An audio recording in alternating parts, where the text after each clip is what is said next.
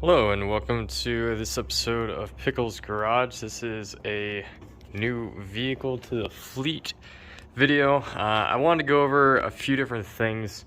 Obviously I buy a fair amount of fixer-uppers, shall we say, because my hobby is literally working on them. So, as nice as it is to get show quality stuff, I just like the process. So I normally kind of get so into working on fixing up cars I don't really make a video of what I do. So I did want to put something together with really just high level what you should do if you're gonna buy, a decently used car, from a private party dealerships. Some are sketchy, some are better than others, but for the most part, they'll go through it. They'll do oil changes. They'll, change spark plugs. They'll clean it. Different things that you're not gonna get with a private party sale. So really just wanted to go over in this video what I do whenever I first get a new vehicle added. So this is a 1993 Z28 Camaro. They only had two models that year. They had the base version, which was a V6, and then they had the Z28, which is the V8, which is this. The standard actually was that it came with a manual transmission. And then the optional extra was the automatic. This does have the automatic transmission. It's a little funky. I'll go over that here in a little bit. But honestly, not bad. It looked a million times better in the photos, I gotta say. It probably looks pretty decent in this, even though it's not washed. I was gonna wash it today, but apparently it's supposed to rain all weekend, so didn't want to waste my time with that. But honestly, it needs work. It's a lot more rowdy than I think I expected. The guy said that he had painted it recently, and the paint actually does look really good. He didn't paint the black parts, which is kind of funky, but he did paint the maroon just fine, so that looks pretty decent. Rims, I think they just need to be cleaned up a little bit. They're a little gross. I think I just need to kind of shine those up. Tires look good. They look pretty new. They hold up. The thing, honestly, what's funny is what I thought I would be most excited about with this vehicle, other than the fact that it's an addition to my Camaro collection, was that it's straight piped. And normally when people advertise that they have something straight piped, it's like a way of saying like it sounds really good, or it has a really aggressive style, like pass-through muffler that basically doesn't have any resistance, but there's still something there, right?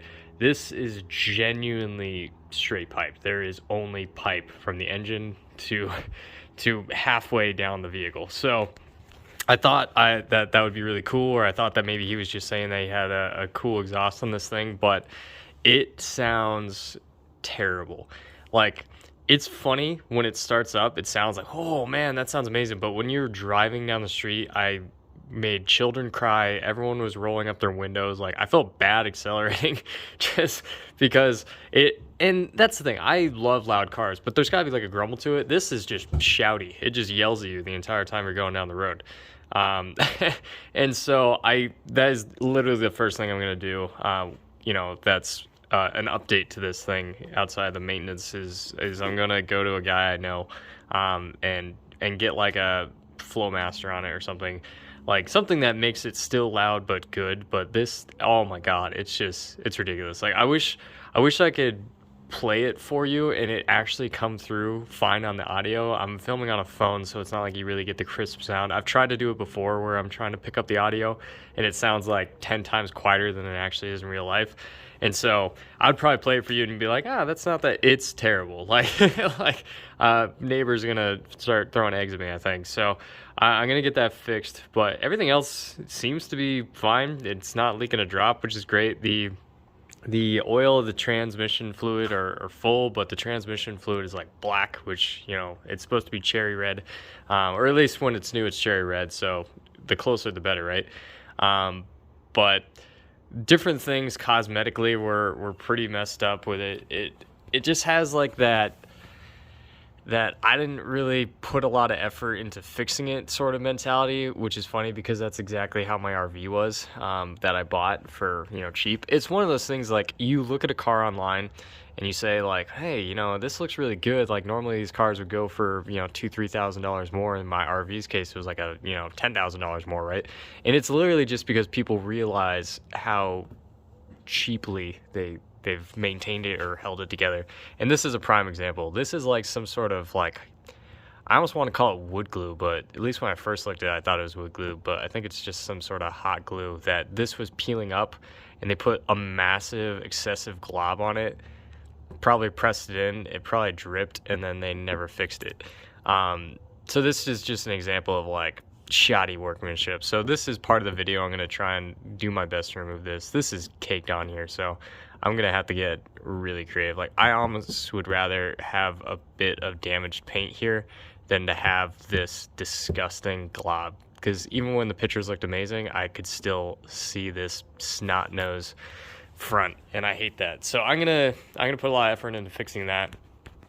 Interior is it's kind of what you expect with these Gen 4s. For whatever reason, the plastic just isn't holding up, and so even when I was looking at other ones, it was in pretty rough shape.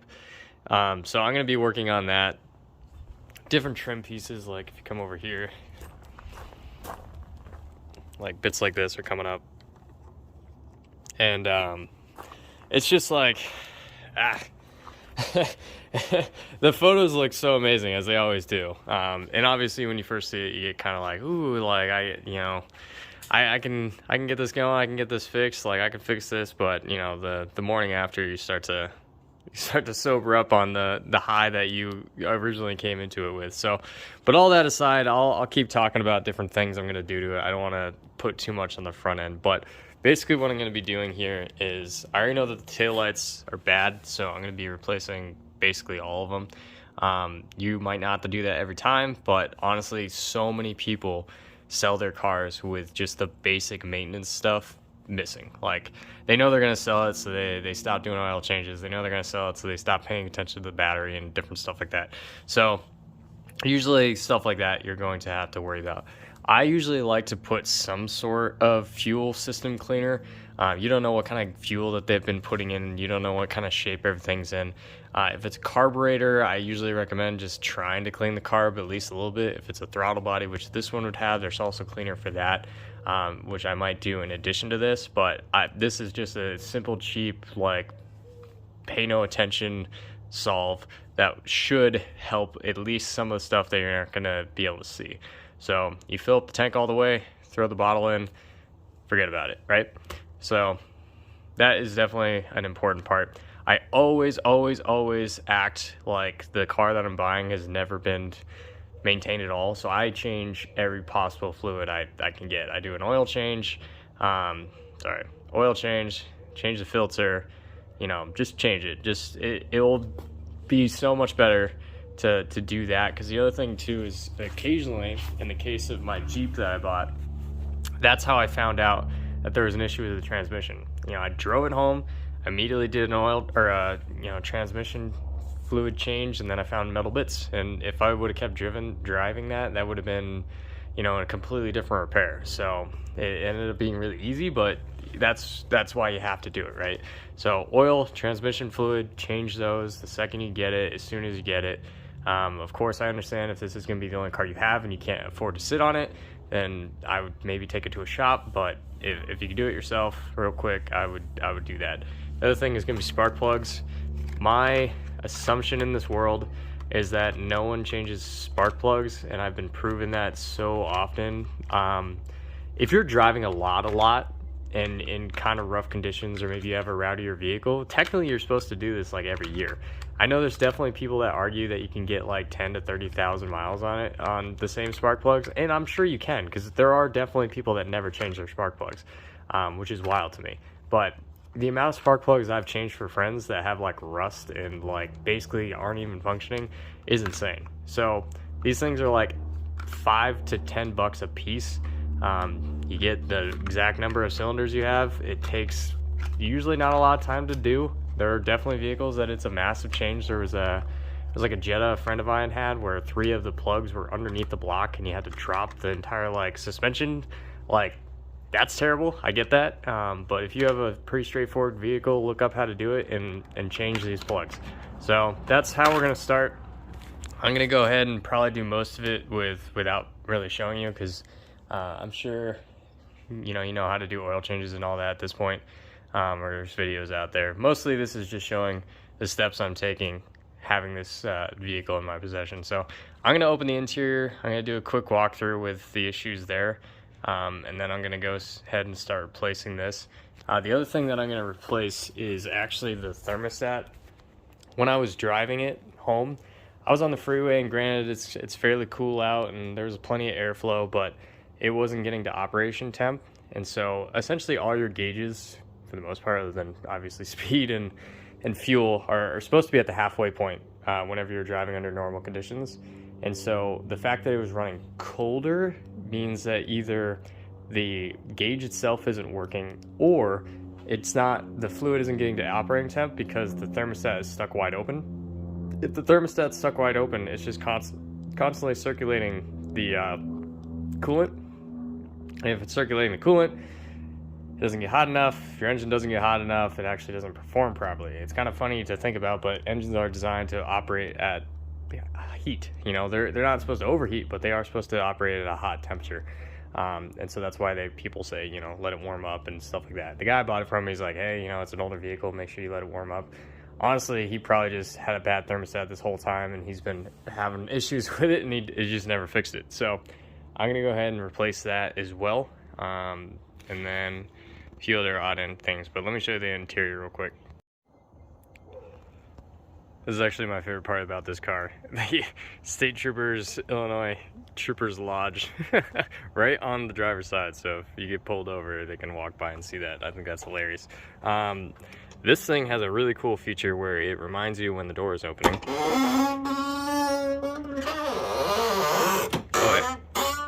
Oh yeah. So nice and creaky. So I'm gonna have to WD-40 the hell out of that. It's just bad, you know. It looks like someone even tried to service it before and they just didn't do a good job. So definitely got to fix that. This thing is kind of popping off. I sort of pushed it back into place, but literally every single one that I saw had this issue. But this one looks like more of a missing screw than anything else. This didn't really work. I'm gonna play around with it a little bit more and see if it was something I was doing. But that might be why they pulled this off and then never put it back on. But the windows work, the locks work, at least the electronic components. The windows themselves are in weird, different states of not working. Basically this one like shudders as it's going up and down. So I think it's just like a weak motor, or maybe this is far too tight. But then the other side, it just takes forever. It's an old lady crossing the street to get up, so that's plenty of fun. This thing's popping out as well. I think just the retaining clips probably broke. So I'll see what I can do about that. Let's see what else. This thing is like jammed into place, which is annoying, but doesn't matter anyways because the AC doesn't work. So kind of fix that. This knob sticks out really far. I think that's just me being nitpicky, but that doesn't seem factory. Maybe it is, maybe it's not, but like, look at that. I don't feel like they designed it that way, but maybe they did. I don't know. Who knows, right?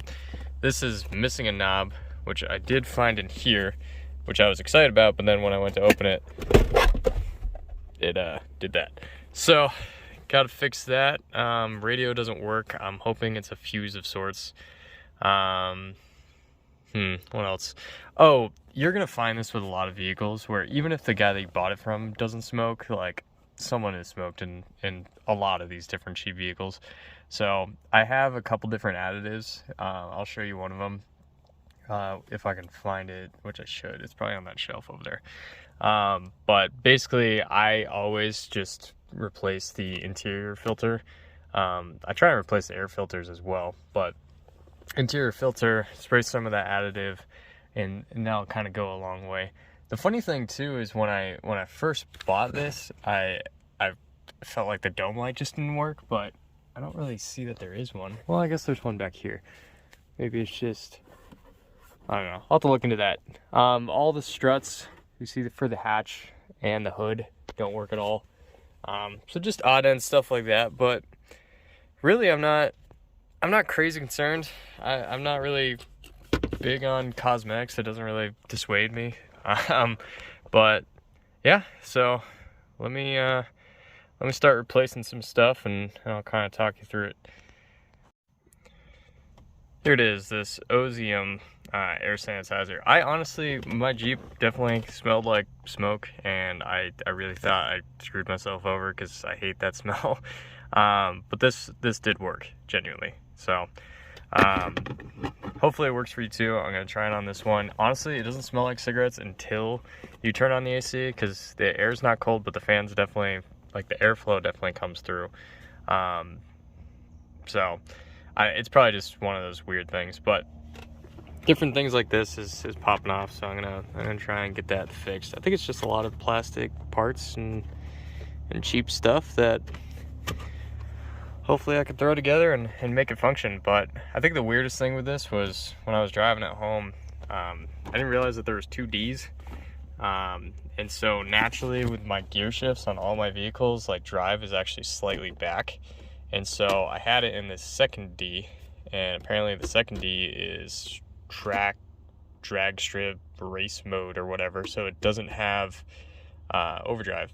And so I was driving on the freeway like 3,000 RPM thinking that I just didn't have overdrive, and using a lot of gas and probably not doing too great for the engine. So I pulled off to the gas station, went through the manual, that didn't help, and then I Googled it, and turns out I need to be in D, not D, and that solved my problem. So yeah, that's really it. Like I said, I mean, I have other videos of doing oil changes and stuff, so I probably won't show you on this one specifically, but I just wanted to go through some of the high level stuff that you need to think about whenever you buy a vehicle like this. You know, change all the fluids, expect that you're gonna have to change bulbs. You know, cosmetic stuffs are kind of a given. Fuel additives, you need to try and do that. If it's smoky, you can use Ozium. You know, just be safe. I have another video about just tips about buying cars online. This one was another Facebook Marketplace purchase. Basically, I messaged him within 2 hours of him posting. A lot of it is just luck of the draw. You know, he had plenty of people that were reaching out to him too. I was able to negotiate down the price a bit, so I was happy with that. But, you know, just be safe out there. Thanks for watching.